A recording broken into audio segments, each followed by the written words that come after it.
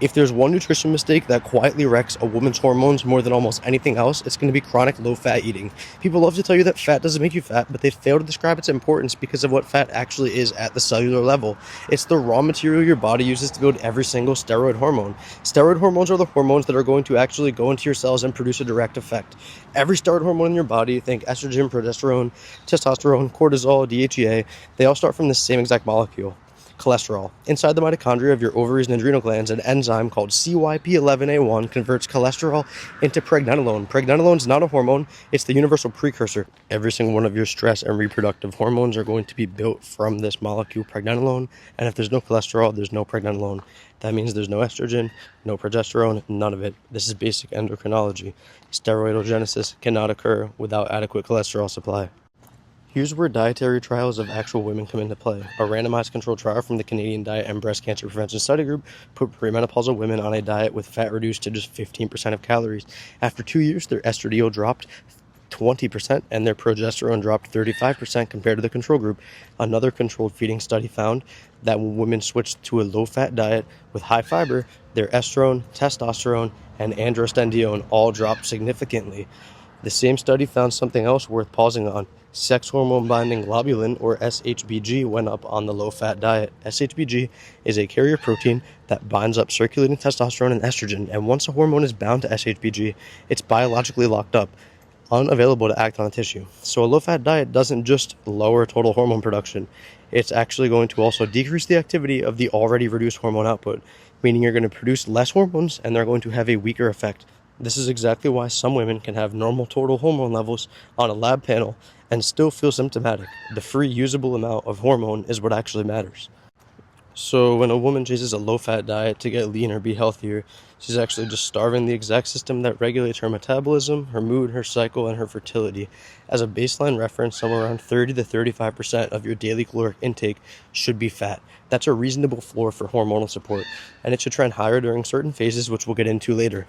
Fat quality matters here too because different fats do different jobs. Saturated fat and cholesterol from grass-fed beef, egg yolks, and full-fat dairy provide the direct structural building blocks for steroidogenesis. This is the pool of raw cholesterol your ovaries and adrenal glands pull from. Real food your body recognizes.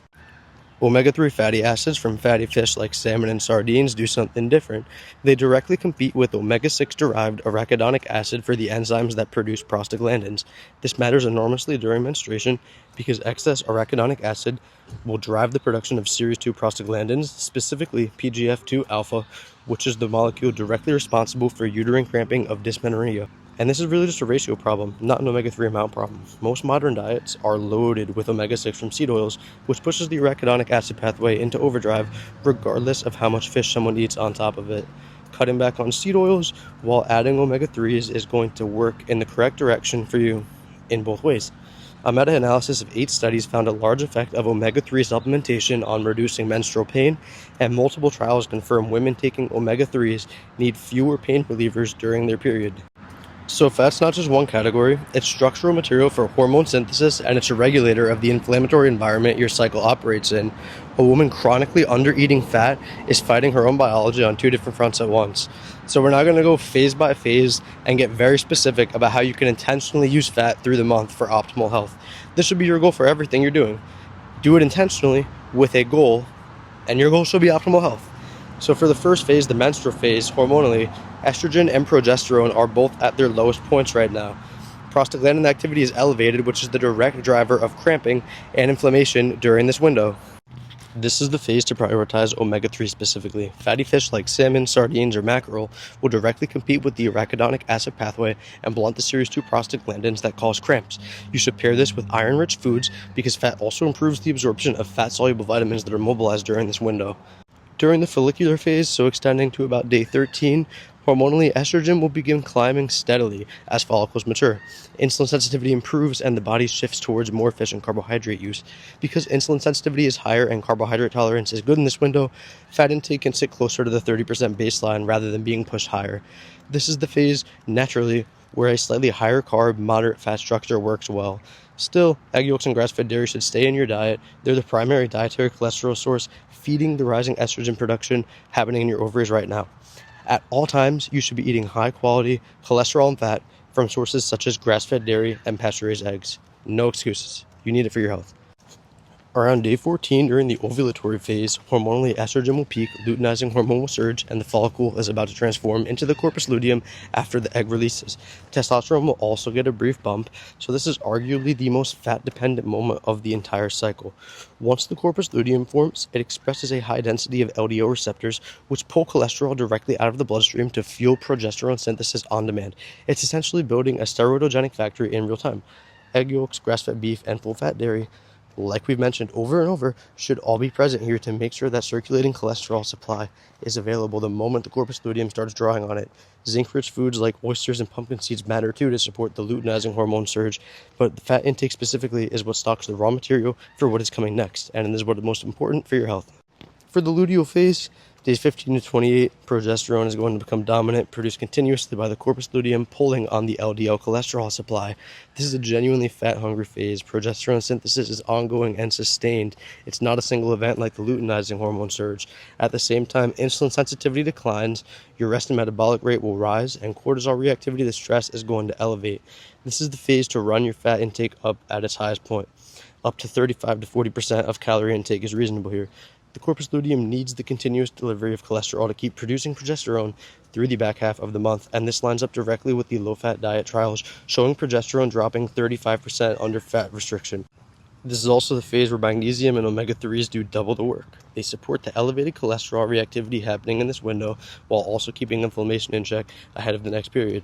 Because carbohydrate tolerance is lower here, shifting a larger share of energy and calories towards fat and protein rather than compensating with more carbs is actually matching what the body wants and is doing hormonally. Avocado, fatty fish, egg yolks, grass-fed meat, also be emphasized here, never restricted. So the actual takeaway is that fat is not just a source of calories, it's literally the building block for every single steroid hormone a woman produces, and the research backs it directly. If you cut fat too aggressively, estradiol, progesterone, and testosterone will all measurably drop, while SHBG will rise and lock up what's left. This is controlled trial data, and the demand for that raw cholesterol shifts as the cycle progresses, building through the follicular phase, spiking at ovulation when the corpus luteum forms its LDL receptor machinery, and staying elevated through the luteal phase to fuel continuous progesterone production. This is exactly why generic low-fat diet advice fails so many women. It ignores the biology of what's actually happening inside of the ovaries every single week. So for one final recap, across the cycle, total fat should sit between 30 to 40% of daily calories, with the composition and total shifting phase to phase. Menstrual phase, keep the fat around 30 to 35%, but weigh it heavily towards omega-3s. Fatty fish like salmon and sardines should be a daily inclusion to counter the elevated prostaglandin activity driving cramps. In the follicular phase, fat can sit at the lower end of the range, closer to 30%, since rising insulin sensitivity means the body handles a higher proportion of carbohydrates well. Saturated fat and cholesterol from eggs and dairy should still be present daily to feed the estrogen buildup, but there's no need to push fat higher here. Ovulation is the pivot point where fat should trend back up toward 35%, weighted towards saturated fat and cholesterol specifically, like egg yolks, grass-fed beef, and full-fat dairy, since this is when the corpus luteum is forming its LDL receptor machinery, and that's when it needs the cholesterol supply ready to be drawn on. The luteal phase is where fat should peak, around 35 to 40% of calories split between saturated fat and cholesterol to sustain continuous progesterone synthesis and omega-3s to blunt the elevated cortisol reactivity and premenstrual inflammation.